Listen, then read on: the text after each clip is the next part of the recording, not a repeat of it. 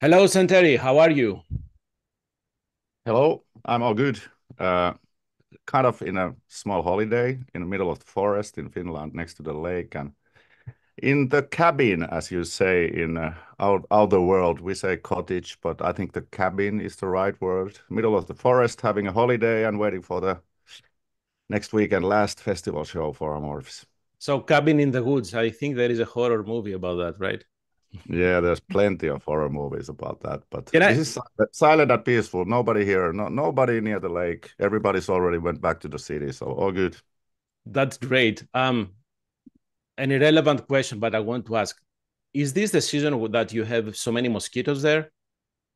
Mosquitoes are already gone. Ah, They are okay, like June, July, but now it's August. I think we've seen one mosquito. okay. Enough with that stuff.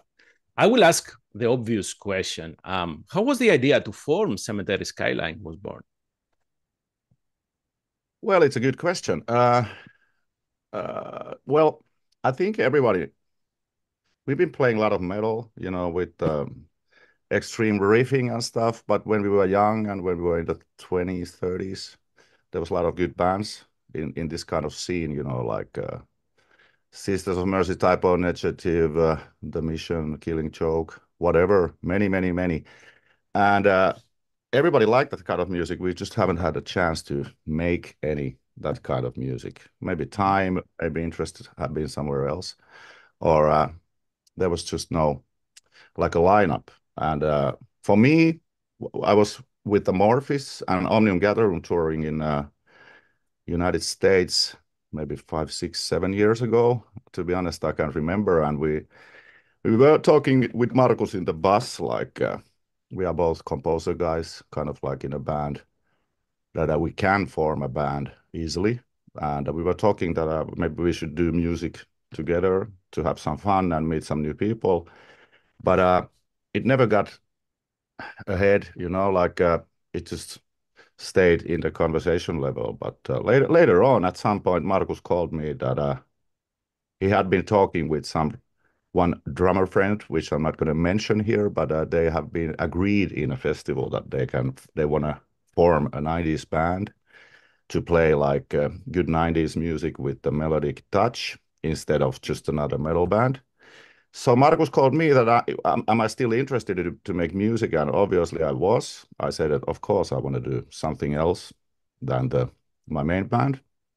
And later on, when we had a couple of songs demoed and stuff, the drummer left because he likes to do triathlon, and we thought like if the triathlon goes ahead of the rock and roll band, maybe it's better to do the bus cycling, instead of trying to hang out in a band because we were quite serious about it and we wanted to have some stuff done before looking for the record deal. So, and then we were just two of us, and we had a couple of songs, and we sent them to I think Mikael had already sung a couple of songs. Mhm. Mikael, we both knew from a long time from touring. We played a lot with DT, and so has INSOMNIUM, and I think OMNIUM GATHERUM too with DT and stuff.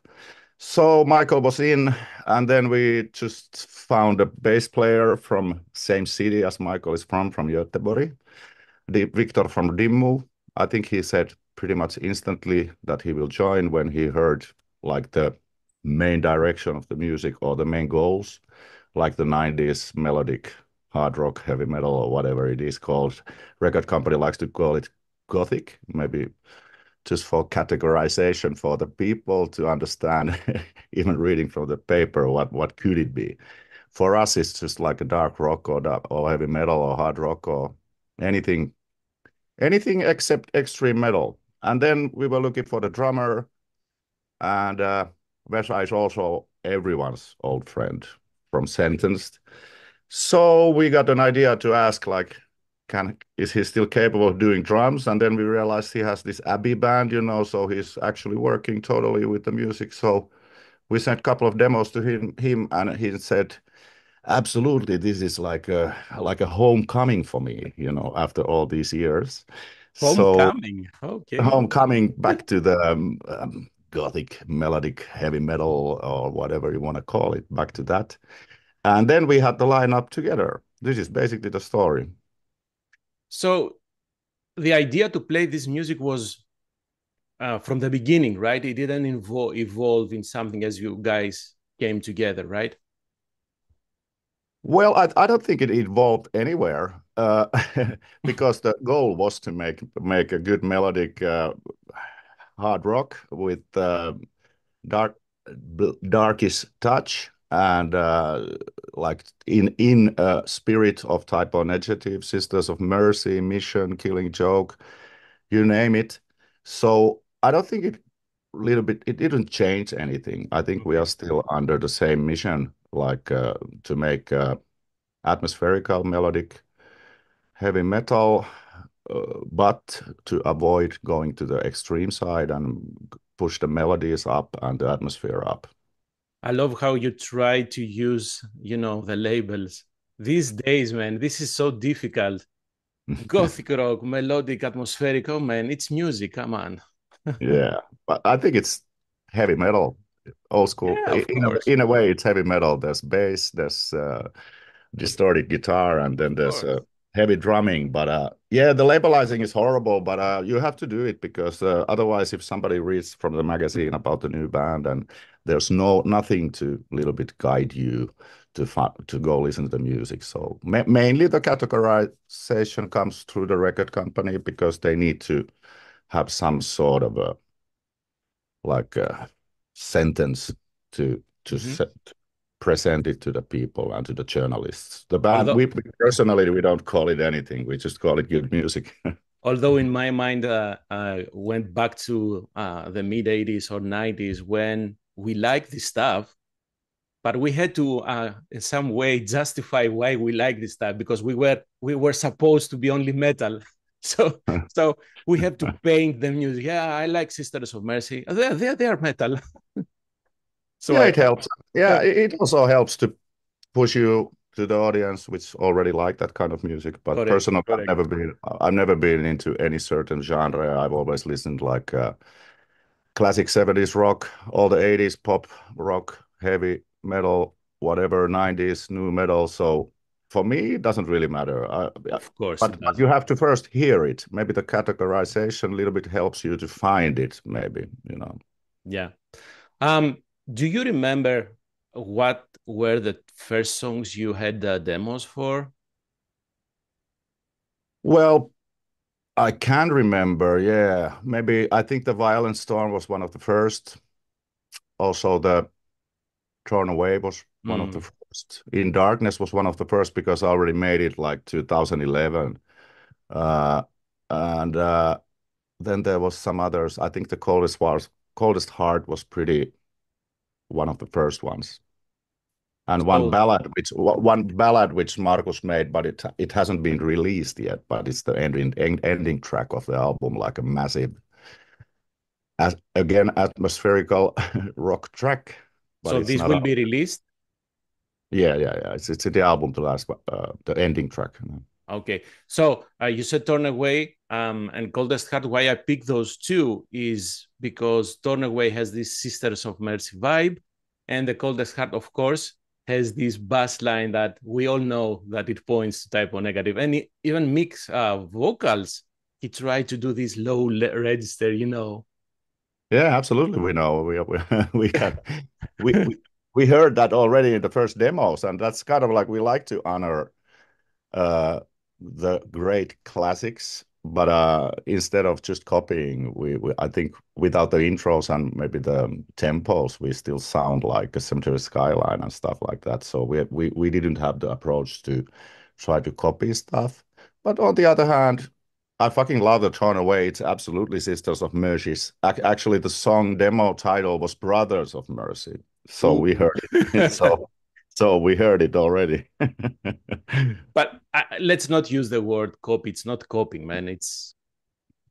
I don't I know. don't think so. I don't. With this kind of lineup, it doesn't make any sense to try to redo something. We are such a professionals, and we've been around so long. You know, like just to we are totally capable of doing something which sounds like us and which is like from our personal approaches to the music. Like I've been composing with Markus the whole album, like together.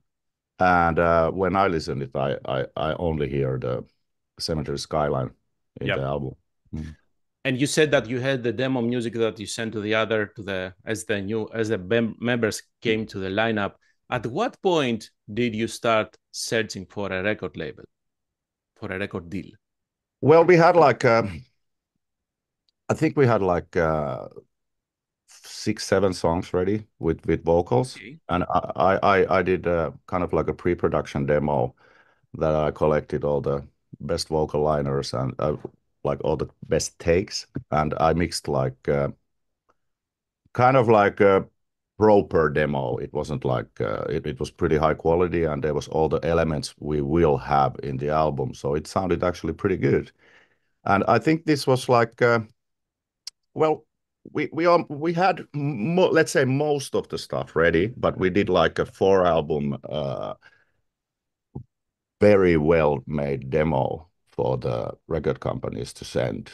And now thinking it post perspectively, it was actually a wise move because we got so much attention and excitement from the different record labels that we actually had a little bit problems to select the right one. You know, we had like we have a lot of good offers from all the major metal labels, so it was worth it. It took a while, and there was a lot of work for me to, because it wasn't everybody just played like remotely at their homes, and you know, so there was plenty of work. But I think it paid off because we got the great label Century Media Sony, and they've been really excited about it, and we got like a classic recording budget. So we have, as you've probably seen, we have had the opportunity to make few decent quality videos and stuff like which Decent normally, quality? Come on, man.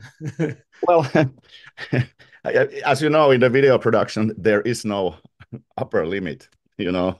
But course. I Yeah. would say great videos, and there's still one more to come, so we will end up releasing 5 music videos before the album. So that just doesn't happen normally, you know. Normally the video budget nowadays, because there's only social media and stuff, they are pretty tiny, and everybody wants to get a great looking video. So you ran out of the budget already in the first 2 videos. But we got lucky, and we have a possibility to release 5 videos, which we are really happy about it, because this kind of music is, any kind of visualizer almost fits in this kind of a music if you have a professional video guy taking care of it, you know. So you did 2 videos with Patrick. The other one that you're talking about that you will be releasing, is it with Patrick? No, Patrick did only the first 2. Okay, got Yeah. it. And Val Noir Metastasis, the guy who made the cover art Mhm. from Paris, he made the visualizer for Coldest Heart, and he also built the whole visual image for the album and for the band. And the 4th video was made by the Sam Jansen from Finland, who also took our promo pictures, and he was shooting a lot of the studio documentaries and stuff. So he had like the Torn Away video is made by him, and the last 5th video will be made by unnamed person yet, but it will be a nice surprise for everybody. Great, great. Uh, the name of the band, I need to know, how did you come up with Cemetery Skyline? Oh my goodness. Well, obviously, when you form a new band with passionate guys, you will end up having like endless lists of band name proposals, like we did. Like, oh, my WhatsApp was, there's like some Friday night, somebody's in a bar having some IPAs, APAs, and then he drops like a 30 names, and then the other guy says like, yeah, I have also 20. We had a lot of different name suggestions. On the other hand, Michael threw in very early in the process the idea of the cemetery skyline. So I think I can't even remember the other names, what there was, but there was plenty. But because Michael created the lyrical context for the album, he's the singer, and he has to stand in front of the audience and in front of in the ears of a listener to tell the story. I was basically like already kind of like open that let's use this name because this represents the music perfectly. And Mm. of course there's dozens of names which could fit to any band, but you have to select something. So I thought like Michael is passionate about this, and he built the he makes the lyrics and he sings them for you. So I think he must have a clear vision about the name. So that's why we ended up with the name, because he brought it up and he was very convinced that this should be it. And we were like, yeah, great. No, it's easier job for everyone. And no hit and miss, just hit. So maybe you're saying that Mick said, "It's this or I'm not singing," right? No. He was very I'm open. joking. Yeah. He's very flexible guy, but it just doesn't make any sense if somebody, especially the lyricist, has a strong vision about. He also had a strong idea of the visual image, so it just didn't make any sense to start mumbling and jumbling with some other options. There's always plenty of options, but Of course. you have to rely on somebody and trust somebody's vision, and we absolutely did, and I think it pays off now. Did during the songwriting process, did you guys consider at all using growling vocals?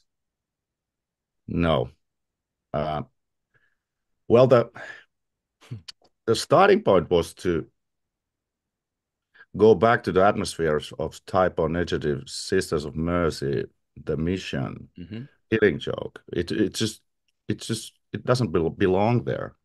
It's kind of like let's make Iron Maidenish music and then add growling vocals. It has nothing to do with that. But to be honest, I spoke with Mikael in the only festival we did, the John Smith Rock Festival in Finland, and actually he told me that he had an idea for one song that there was like a screaming thing going on, but Okay. he never did it because I can't remember why he didn't do it. Mostly probably because he already has two bands which are basically shouting all the time. So where do you need a third one in the way? Or actually he has maybe three or four. But no, we never spoke about it, and it was it was kind of obvious, if your influences are somewhere in normal singing and hard rockish thing. We also didn't have any like speed metal riff or thrash metal riffs. It's kind of comparable of the growling vocals, and the plan was not to make another extreme metal band. Maybe Correct, as you said. that's the reason. Like, but we never really spoke about it. But I heard he had a one-liner which he never executed. But it would be fun sometimes to hear what was the idea.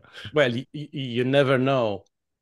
Because I was meant to ask, and I will ask with Sensory Media, did you say this is a one record deal, or the idea is if this goes well, keep releasing? Well, we made multiple album deal in the first place. Okay. So we never had that discussion that this is a one album project and then we quit. No, so we never had that discussion. So I would say we we never had that discussion even in the band that should we do one album, because personally I don't think it makes any sense to make. There's so much work to build a band to Mm. like start a band and then compose all the material and put it together. And so it just doesn't make, there's so much work. What's the point of making only one album? You know? And I I would say we will absolutely keep on going. Nobody knows what happens in a rock and roll band. Sometimes they quit because the album doesn't sell or people don't like it.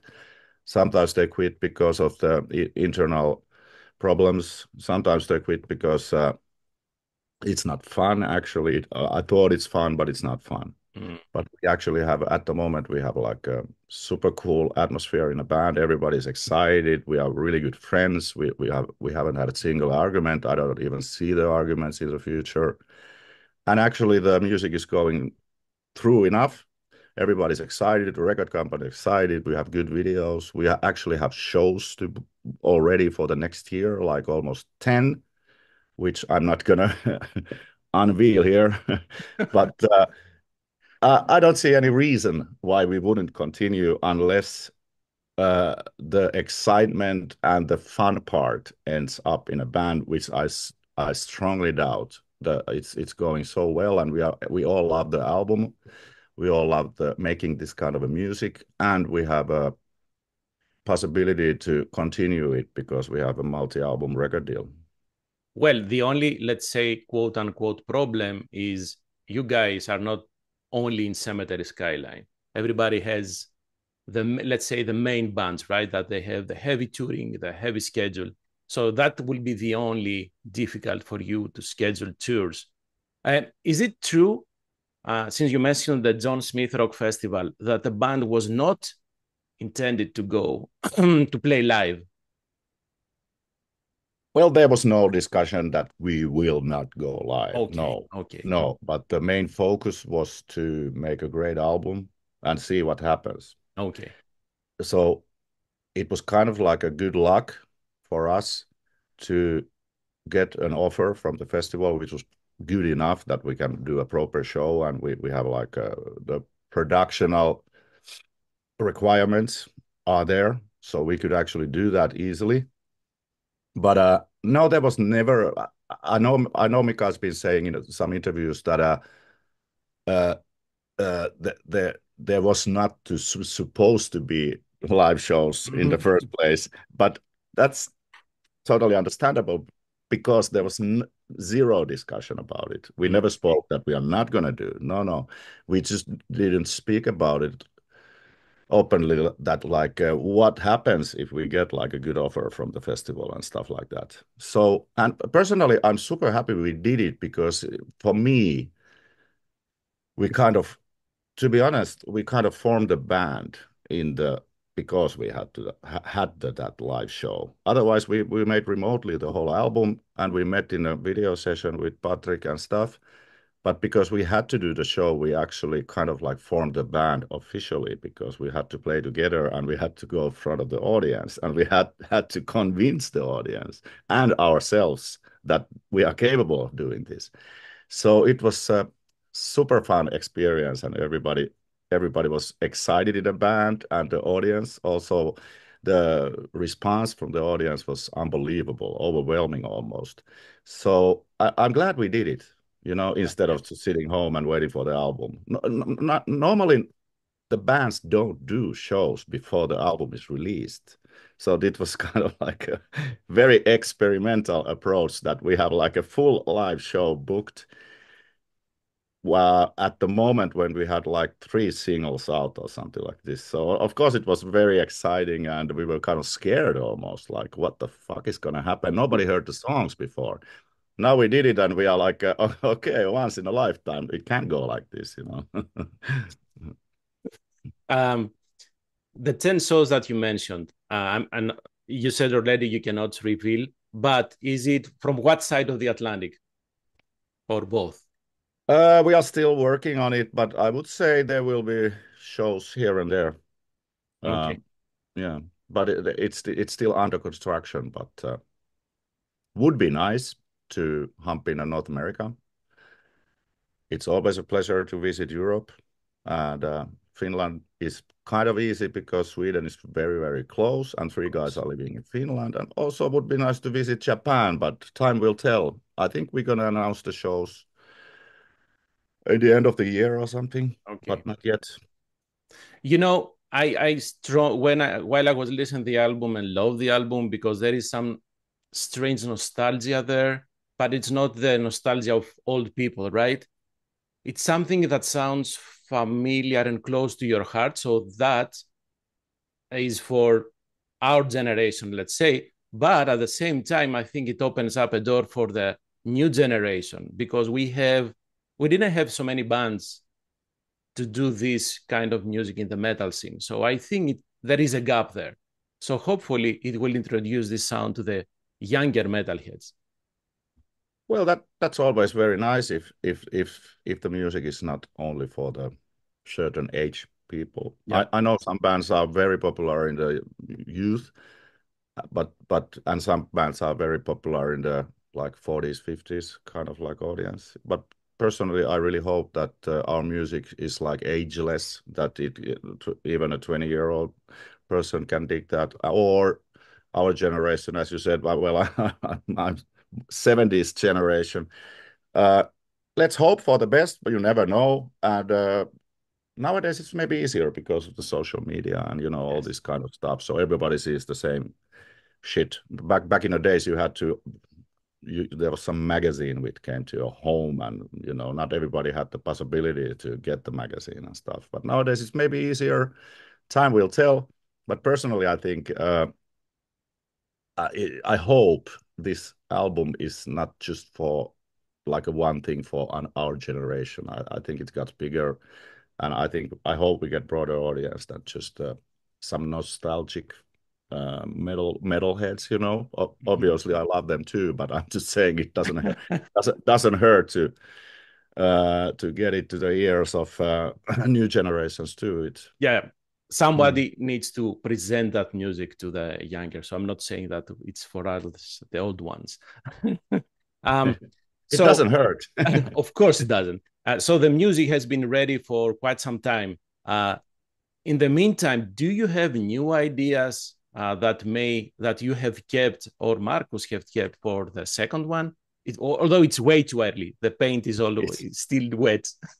it's so early to talk about the next album Of because the course. first one is out in 50 days. Yeah. Yes. Uh, Personally, I try to avoid when I sit to the keyboard. At the moment, I try to avoid going to that that direction that I could already compose some songs for the band, because what I do normally with Amorphis and stuff, I get the biggest inspiration for the music I get from the touring and to play the Okay. shows. With Amorphis, I never do songs before the touring period basically ends, or in the very end phase, because I love my style is to get the kind of like feel the atmosphere, how to present the previous album and how the people will react and get influenced by that, instead of making already like 3 albums in a row and then you tour and tour and tour. You don't get any inspiration or influences from the touring, and then you just present the music every album after album after. It just doesn't make sense for me. I don't know how most of the people do it. I have no idea, and I don't really care.